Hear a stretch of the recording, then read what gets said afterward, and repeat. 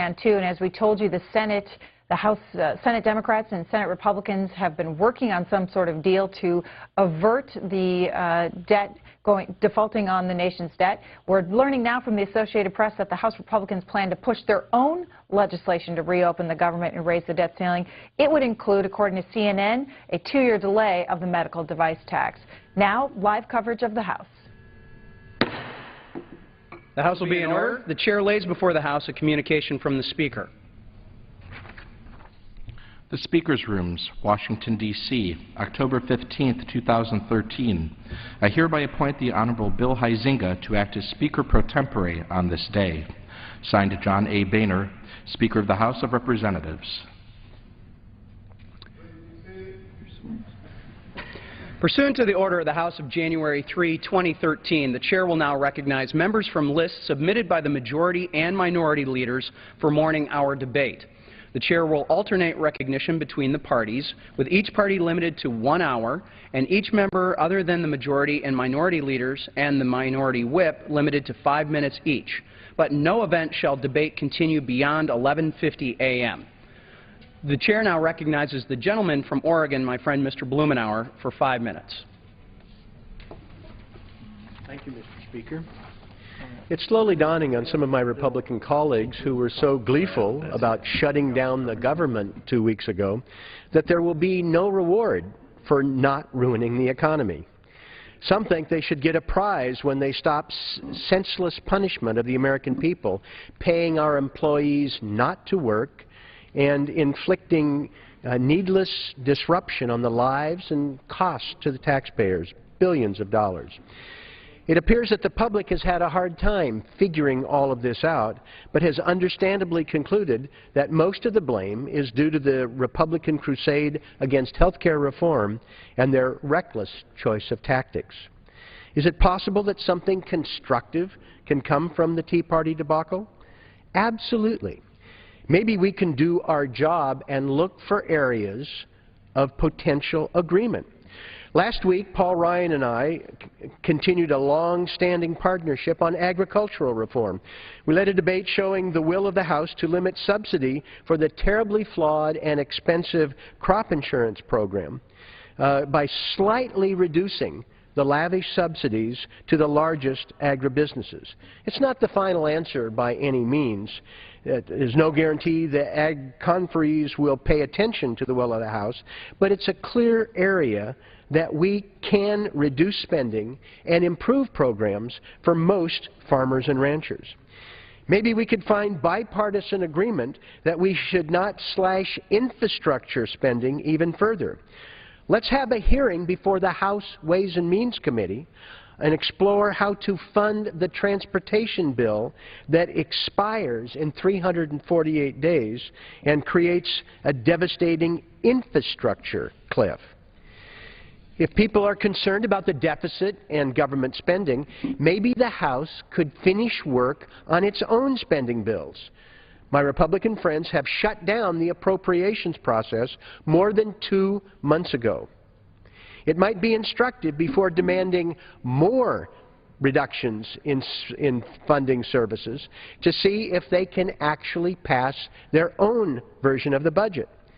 If they can't, maybe they would reconsider taking government spending down to the levels of 1962, which is what their budget program requires, when America had 140 million fewer people, when there was 1/3 the number of senior citizens. Regardless, they're pleased to negotiate ought to mean that they stop refusing to negotiate with the Senate about the budget. If they are serious and not cynical, they will appoint their conference committees and stop 6 months of stalling. Let's debate whether at a time of retrenchment at the Pentagon, we really need to spend 2/3 of $1 trillion over the next 10 years on nuclear weapons we don't need and cannot use for American security. 90% of the expensive, dangerous stockpile is unnecessary for even the most ardent believer in nuclear deterrence. It's just morphed into a grotesque jobs program. Should America sign away its mineral wealth to foreign companies for free? Before we cut investments in our people and our future, maybe we should re-examine the Mining Act of 1872, which remains on the books exactly as it was signed into law by President Ulysses S. Grant. These are areas worthy not just of debate, but real, honest negotiation and compromise and action. We can agree on areas to get more value for the taxpayer, help those who need it most, not those who need it least. Allow the process of government to work. If you try in good faith, the American system of government is not as bad as it looks. Gentleman yields back. The chair now recognizes the gentlewoman from North Carolina, Ms. Fox, for 5 minutes. Thank you, Mr. Speaker. The time for solutions is now. The American people expect their elected leaders to come to the table, work together, and put people above politics.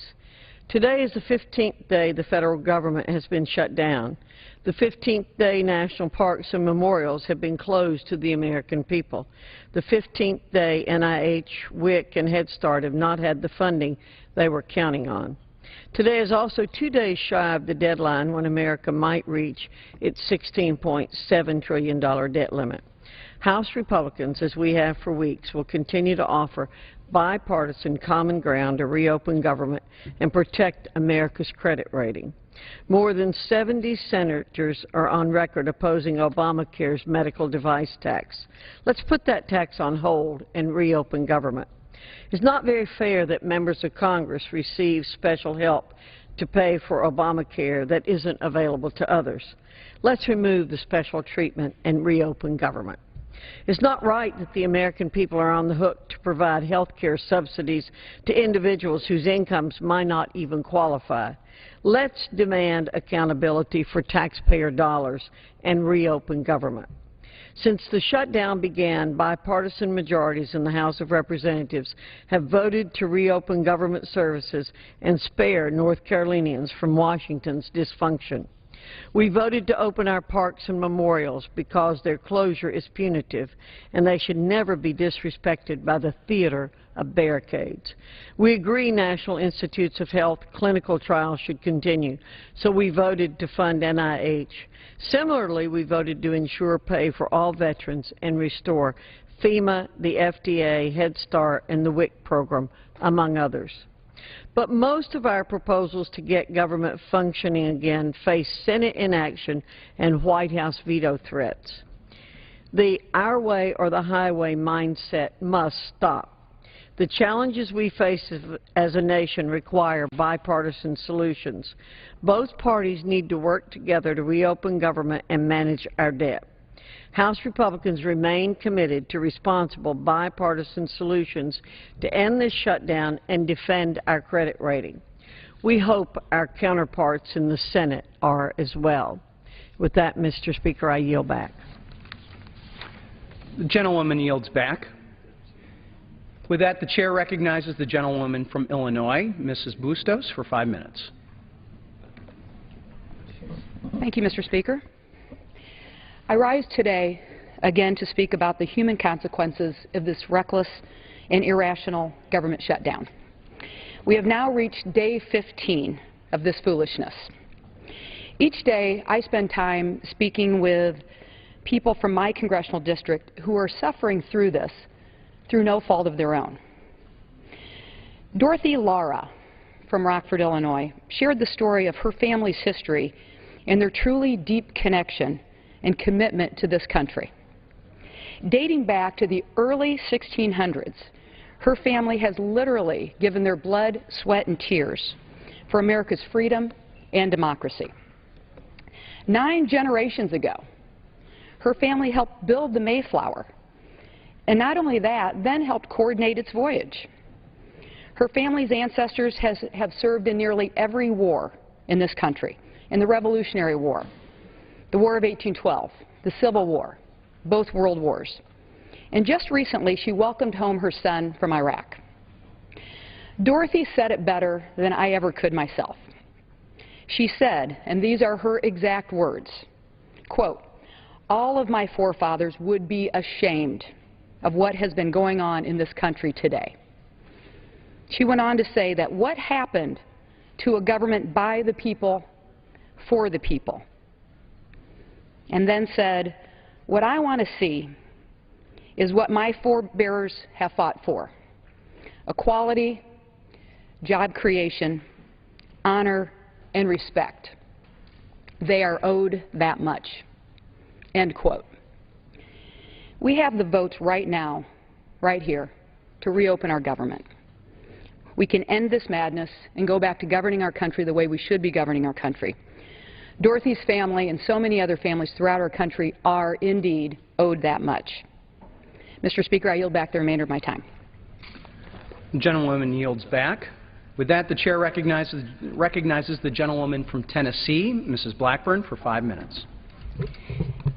Thank you, Mr. Chairman. I appreciate being recognized for the time, and I appreciate the attention that this chamber and my colleagues are putting on the issues before us. As we look at federal spending, what we have to do is say, what is causing us to be in a position where we are borrowing $2 billion a day? And if we're borrowing $2 billion a day, we have to ask, is that a sustainable practice and something that we as a nation can continue? Of course, the answer to that is no.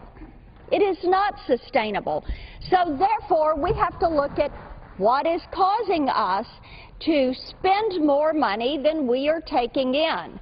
And one of the things that is at the top of that list that is too expensive to afford is the Obamacare program, the Affordable Care Act. And what I would like to do today is focus my comments on what we are seeing from the Affordable Care Act and what has happened with the cost of this program and why it has become too expensive to afford and why we have to talk about it and focus on it and put it on the table as we talk about what our nation spends. Now, we all remember, supposedly, Obamacare, the Affordable Care Act, was going to be a $900 billion, roughly, program that was to be access to affordable health insurance for those who didn't have access to health insurance. But let's look at what has happened.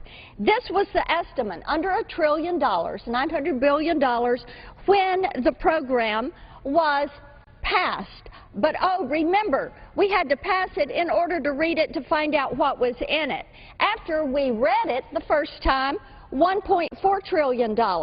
And then every time CBO, and my source on this is the Congressional Budget Office, the CBO, every time it has been reviewed with some of the nearly 13,000 pages of rules and regulations, guess what has happened? The cost estimate has gone up. Now, Obamacare is a $2.6 trillion program.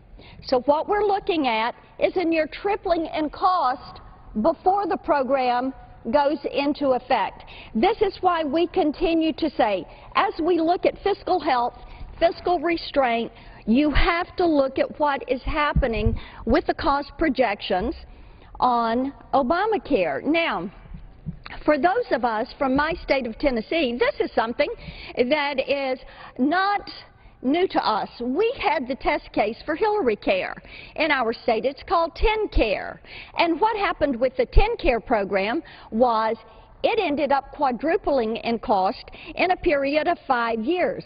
Now, this causes us a little bit of concern because we look at what has happened with the cost of government-managed and delivered health care services. Well, let's take a look at Medicare and where it was supposed to be in 1968 and then what has happened with its cost. You can look at these lines, the red line, and these are on my website for our colleagues that would like to go and look at the website. You can see what happened in 1968. and with the red line shows where it has grown to today, and something that was to end up being about $12 billion a year, we're now spending over $400 billion a year on. You can see what was to be the projections here on this bottom line, and you see how far it has exceeded its projections. So because of this, we are quite concerned with the growth in the projections of growth for Obamacare. Look at the track record of government spending. Do programs generally come in below their estimates? No. They generally exceed those estimates. So we continue to be very concerned about what will happen with the cost of Obamacare and the impact this is going to have on our $3.5 trillion a year budget. And we continue to say we have to review this. It is too expensive to afford, and does it fit into what the American taxpayer is willing to pay for, because every penny we spend here in Washington, D.C. comes out of the taxpayer's pocket from money that they have earned and then paid taxes, sent to Washington. They expect us to be very careful stewards of those dollars. And before my time expires, Mr. Chairman, I just want to point out one other concern that we have with the exchanges and the way they're going to handle information. You know, $600 million to build a computer system that doesn't work and doesn't protect the identity and the information of enrollees in the health care exchange. Another of the problems there that are worthy of discussion of this program. I yield back. Gentlewoman's time has expired. The chair now recognizes the gentlewoman from Texas, Ms. Jackson Lee, for 5 minutes.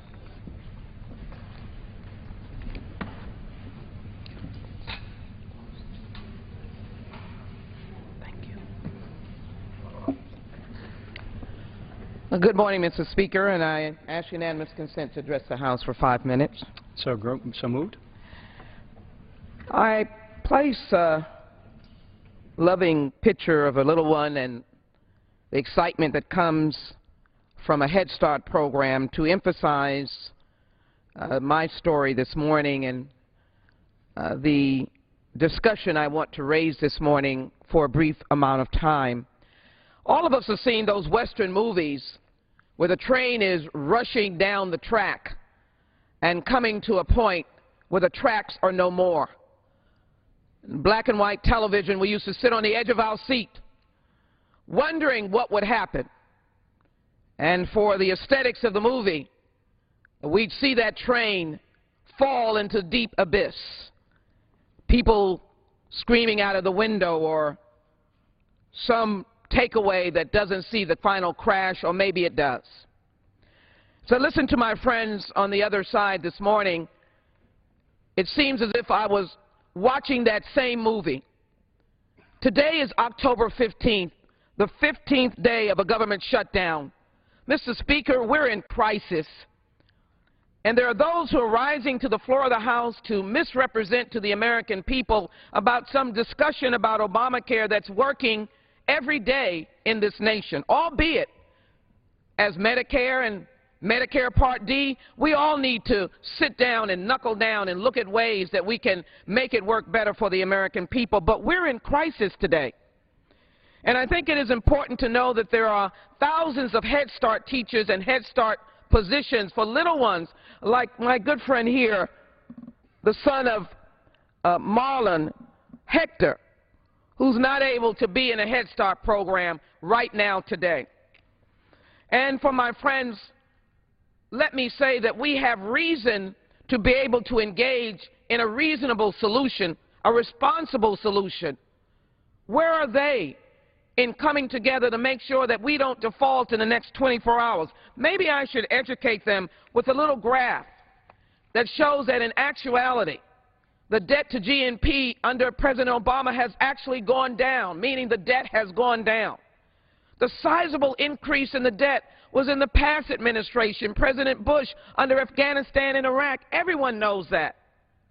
Republican-dominated Congress, Republican president, a war that many did not like, but no one saw the Democrats try to shut the government down. Why don't they acknowledge where this original debt has accelerated itself? So now we want to move forward and invest in American infrastructure, and they are crying about giving Americans affordable health care. Where's the reason? So our friends in the Senate Democrats are leading on a proposal that many of us yesterday would have said that we wanted a long extension of the debt ceiling. But Mr. Speaker, I've come here to be responsible on behalf of the American people. Let me read one sentence. On November 16, 1983, Dear Howard, Howard was the majority leader, Howard Baker, this letter is to ask for your help and support and that of your colleagues in the passage of an increase in the limit on the public debt. Signed, Ronald Reagan. It is a misrepresentation to suggest that this is a political stunt. Raising the debt ceiling has been done year after year to pay the nation's bills. While countries like our friends like China are pushing forward by saying, maybe you don't need to rely upon America, which the world does, because their currency is not flowing in the world cycle. We are watching while Rome is burning. And so I'm asking my colleagues to be responsible. First, they could have put the Senate proposal of a short-term CR on the floor days ago, weeks ago. So now we have a proposal that many of us will probably find challenging to vote for. But I'm ready to listen. And I'm disappointed that our friends are not realizing the devastation that is happening with the governor's shutdown. As a member of the House Judiciary Committee, it troubles me to hear that James Cooney, the director of the FBI, has said that he has laid off 3,000 people, 3,000 FBI agents who are in the midst of law enforcement for America. What kind of country are we? Judges, the federal courts are saying they don't know if they're going to be able to go past October 15th, and the greatest insult is the payments that are due the American people on Social Security and veterans benefits may be in jeopardy November 1st if we don't do the work that we're sent here to do. So I'd ask my friends to lower the discourse down. Let's not wave Confederate flags in front of the White House, something that burns in my heart. Individuals that want to divide America. Let's not call the president what is a faith that we should be respecting. Let's not denigrate ourselves by suggesting that our president worships Allah, but it's not denigrating the president as much as it is denigrating millions of Americans who are Muslims. I am outraged that we would raise it to this temperature. So, Mr. Speaker, all I can say is let us be in the spirit of Abraham Lincoln, who wanted to bring America together. Time has expired. And let us pass a reasonable response to the government shutdown. Let's not be talking about imploding or tearing this government under. The gentlewoman's time has expired. I yield back. Gentlewoman's time has expired. The chair recognizes the gentleman from Tennessee, Mr. Duncan, for 5 minutes. Mr. Speaker, I request permission to address the House and to revise and extend my remarks. Without objection, so moved. Mr. Speaker, you can never satisfy government's appetite for money and land. They always want more. Now we are $17 trillion in debt and headed to $25 trillion in less than a decade under the best case scenario. These are figures that are humanly incomprehensible. Yet our estimates of our future unfunded pension liabilities are much, much higher, probably at least $75 trillion or more. The nonpartisan Congressional Budget Office is the one that's put out these estimates, and they estimated recently that interest on the national debt will quadruple in less than 10 years to an astounding $857 billion in just 1 year. If we allow that to happen, the federal government could then pay only for Social Security, Medicare, Medicaid, and interest on the debt. Nothing for defense, national parks, interstate highways, and so forth. Obviously, future Congresses cannot or would not allow that to happen. So they will then come in with a combination of massive or huge tax increases and tremendous inflation of the currency. The fight we are in now is over a lot more than the Unaffordable Care Act. It is a battle for the economic survival of this nation. Anyone who wants their Social Security or their federal or military pensions to be able to buy anything or buy much at all in the very near future should be demanding much more fiscal conservatism now. We either bite some very painful bullets now or we face much more difficult times in the very near future that will make our present problems look small in comparison. We could end up with problems like Detroit has now, but multiply all across this nation. President Obama, when he was in the Senate, opposed raising the debt ceiling and said we shouldn't do it to our children and our grandchildren. And when we're in this war now over this spending, this battle for the economic survival of our nation, surely, Mr. Speaker, surely we do not want to ruin the future of our children and our grandchildren. I yield back the balance of my time. Gentleman yields back. Chair recognizes the gentleman from Connecticut, Mr. Himes, for 5 minutes. Thank you. Thank you, Mr. Chairman.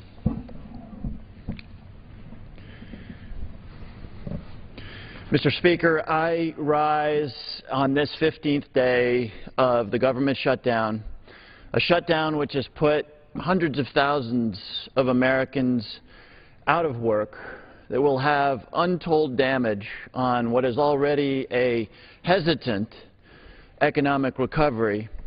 And I rise as we contemplate the last maybe 24, 36 hours before an event unprecedented in American history, the possibility that for the first time in this great nation's history, we may not pay our bills. We may default on our obligations with a plea for sanity and a last-minute plea that we set aside the irresponsibility and recklessness that has consumed this Congress for years now, culminating in this moment. What has it profited anybody? 74% of Americans disapprove of the way the Republican majority has handled this. Democrats could not have dreamed of a better plan to cut the ground out from under the Republicans. This week, the International Monetary Fund met here in Washington, and global leader after global leader stood up and basically said, what has become of the United States? How can you be so irresponsible? How can this one indispensable nation now be a laughingstock? My constituents are certainly disturbed.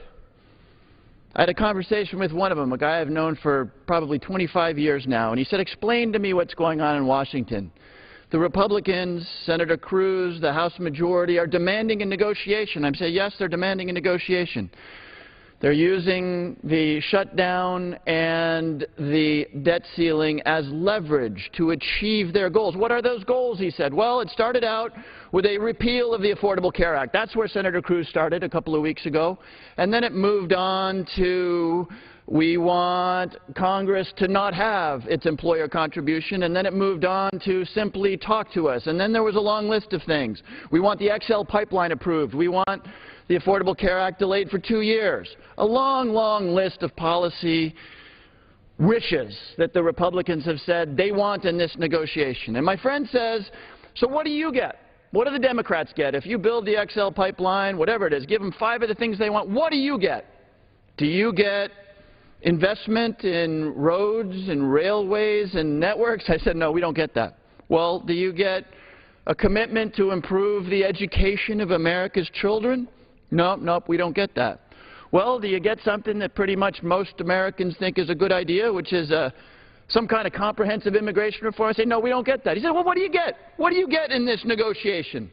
I said, all we get is that the government runs. Really?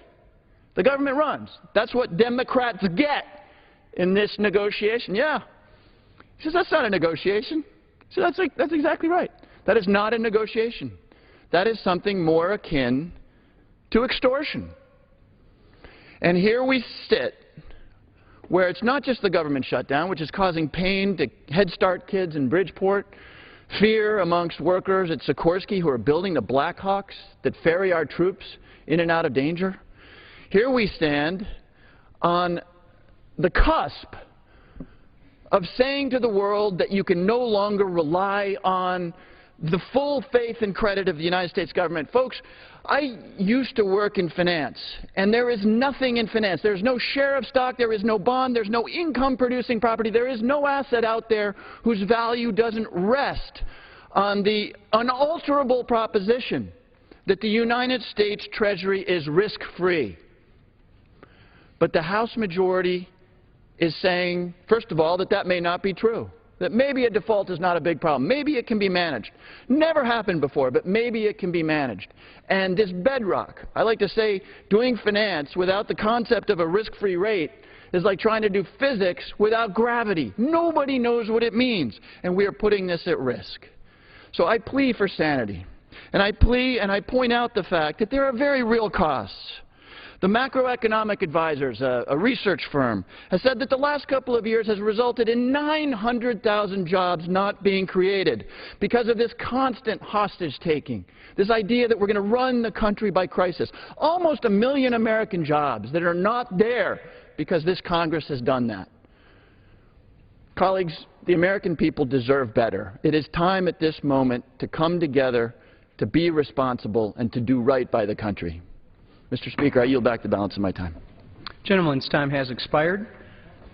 The chair now recognizes the gentleman from Minnesota, Mr. Ellison, for 5 minutes. Thank you, Mr. Chairman, for the time. I think it's so important as we come here today to take us back where this whole shutdown debt ceiling crisis began.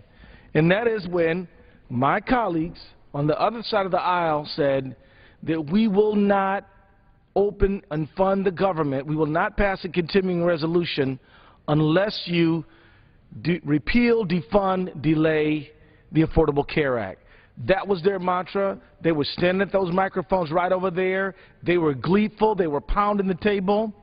And they were really thinking that, you know what, the Democrats are willing to go back to a day when Americans were filing for bankruptcy because they got sick or got injured. They really believed we were going to allow America to go back to a day when you couldn't get insurance if you had a pre-existing condition.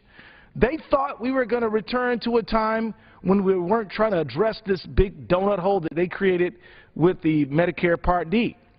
And we told them it's not because we spent so much time on it. It's not because you tried to repeal it 45 times and you failed. It's not because the Supreme Court said it was constitutional. And it's not because in the last election, the presidential candidate that says, I'm going to implement health care reform in the Affordable Care Act won and beat the one who said they would repeal it by 5 million votes. Those are not the reasons why we stand here. We stand here because we got little kids and seniors and hardworking Americans who go bankrupt when they get sick, who sometimes are denied access to care, which results in loss of life. That is why we said no. We said we can talk about a lot of things. We can negotiate on anything you want. But we're not going to say, if we repeal, delay, defund the Affordable Care Act, then you will do what it is your duty to do, which is to open the government. And so my friends in the Republican caucus knew that, you know what, the American public is onto our game. We're trying to do everything we can to trick people and to think that it's not really us who are being obstructionists, extortionists, hostage takers. We don't want people to believe that that's really us doing it. So you know what? We got to say something else. We got to do something else. And many of you, Mr. Speaker, who were listening, saw a very interesting dialogue that occurred, and you can look it up on YouTube, between Senator Rand Paul and Senator Mitch McConnell, in which they were sort of gaming out what words they should use and how they should try to reposition themselves to look reasonable, to say, oh, well, let's negotiate, when in fact they knew that their condition was defund Affordable Care Act. So they started saying things like negotiate, let's negotiate. They even came up with this hashtag, let's talk. The bottom line is, it was 6 months ago when we wanted to talk, and we still do.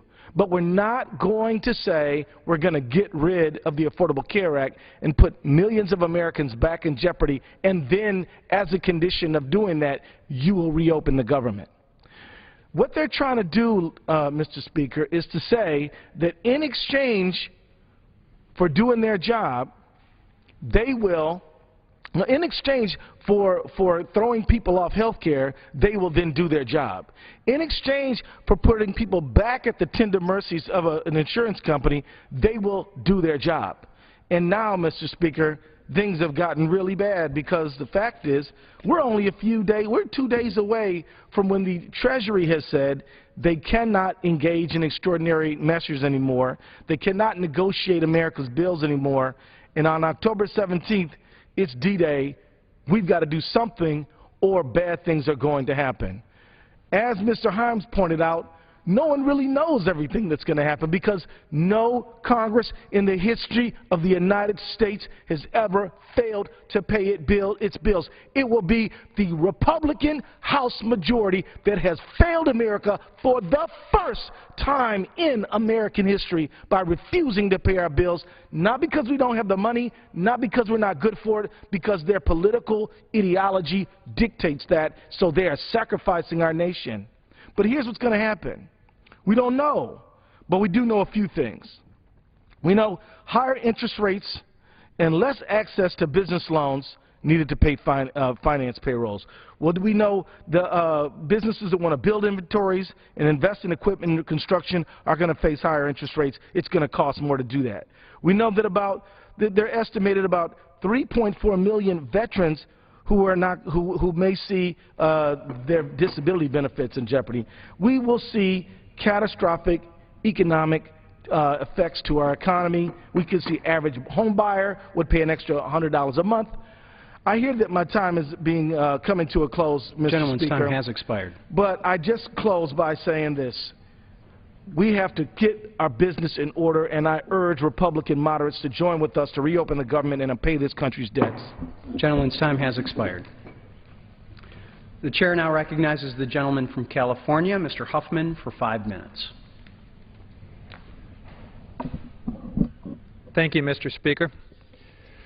This is a critical moment for the 113th Congress of the United States. We have an opportunity to let this House work its will to end the government shutdown, to protect the full faith and credit of our country, to show the whole world that after a 3-week bout with insanity, the duly elected representatives of the people in this Congress finally came to their senses.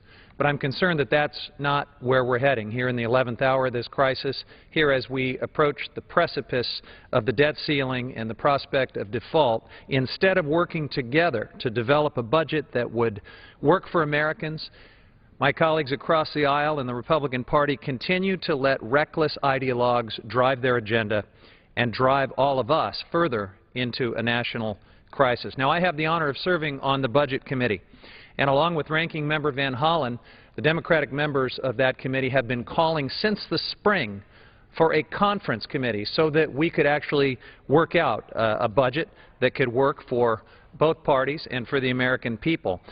But the GOP leadership in this House refused to appoint conferees, refused to go into that negotiation. Why did they do that? Because they preferred the strategy of taking us to this point, into this crisis with the government shutdown, up to the edge of the cliff with the possibility of default, because they wanted to maximize their leverage. Why have they shut down the government? Why have they put us in this position? Well, we heard for months that it was their obsession with the Affordable Care Act, with repealing, delaying, defunding Obamacare, and yet all of a sudden, 3 weeks into this crisis, the goalposts are moving. It's not so much about Obamacare. Sometimes it's in, sometimes it's out on their list of demands. What about the deficit and the debt? Sometimes that's part of the stated reason for this manufactured crisis. Well, back to Obamacare, there's no question about it. The CBO says that moving forward with the Affordable Care Act will actually improve our deficit, will actually help us manage better our long-term debt. And we know that there are all sorts of things that we could do together if reducing the deficit and managing our debt was the goal.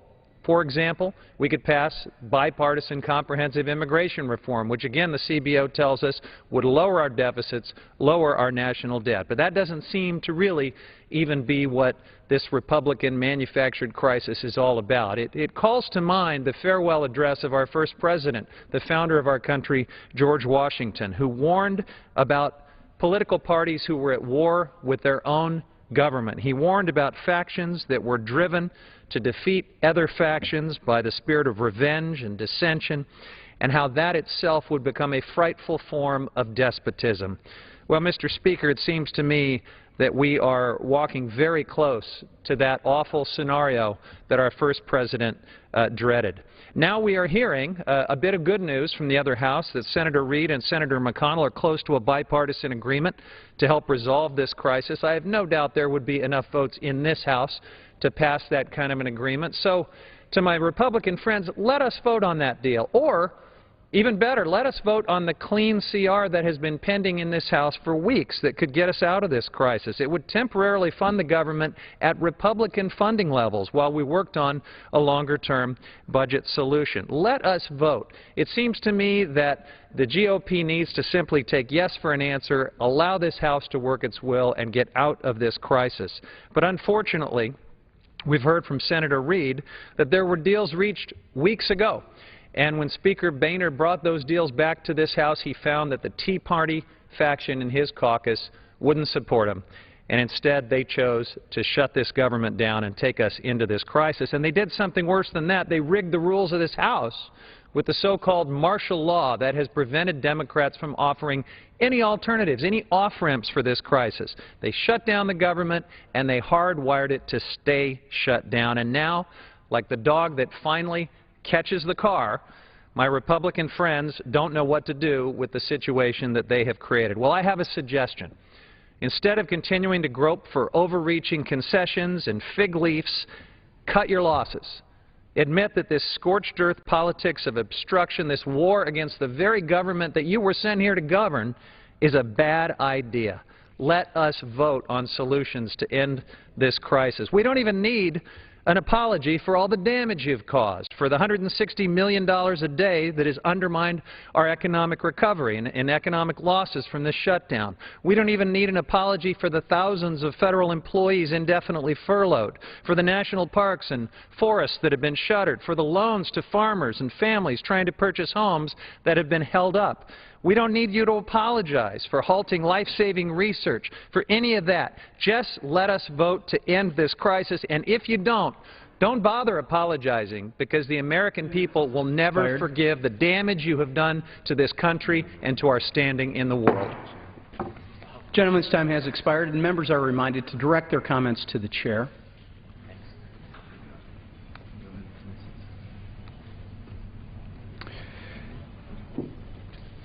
Yep. Pursuant to Clause 12A of Rule 1, the Chair declares the House in recess until 12 noon today. Live view of the U.S. Capitol as the House takes a break until reconvening at noon.